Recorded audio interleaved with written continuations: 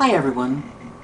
Today I'd like to talk about shape. Maybe give you some ideas on how you might do a project that actually focuses on shape. Here's Picasso, and you can see the obvious shapes that are formed.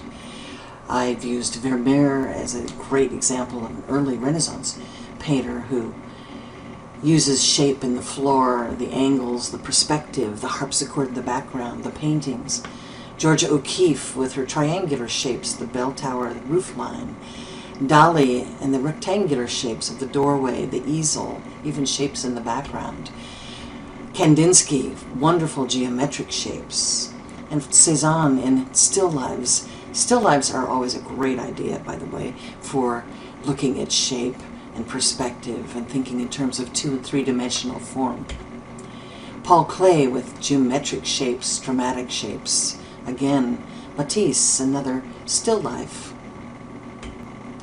Mondrian, those geometric, solid, dramatic shapes. As usual, I'm going to refer you to Joy Evans's book because she does have some excellent ideas on how to explore focusing on shape in different types of projects. As you can see, she's used common materials, the construction paper, the types of materials that you can find around your home so you can work on your art projects.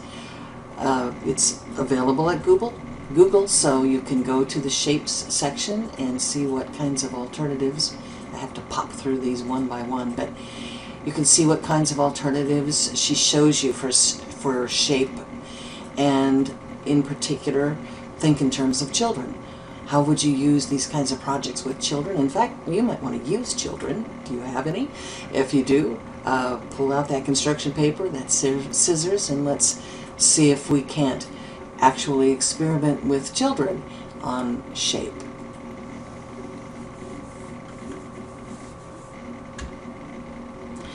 Now, I've given you a couple of ideas on books. I love this book, I Spy Shapes in Art. And Tar Beach is another. I have actually included a lesson plan where you might want to recreate that rooftop with all the many shapes in a city rooftop. So take a look, and I believe those are under assignments and alternatives for resources.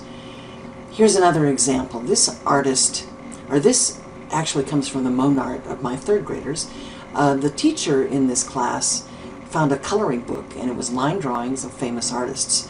So she made overheads, and she projected the overheads on the wall, and students actually drew in the air. They drew their shapes, and then they put them to paper. So you can see here's several different students' renditions of Picasso and the various shapes in those paintings. Here's one with tissue, just the basic shapes, the triangular shapes, the circular shapes. Now, oddly enough, believe it or not, this is actually a PowerPoint slide, and I actually created these shapes all with squares. Oftentimes I like to give my students challenges to take a screen on a PowerPoint, for instance, and in this case they're trying to do circular shapes and make flowers, and this is actually all just in PowerPoint with the tools that you have available there. And I can show you those. Creating monsters with shapes. We actually did these shapes, and you can see I used a mobile as the background for these triangular shapes, and there's a background on the slide that's very textural.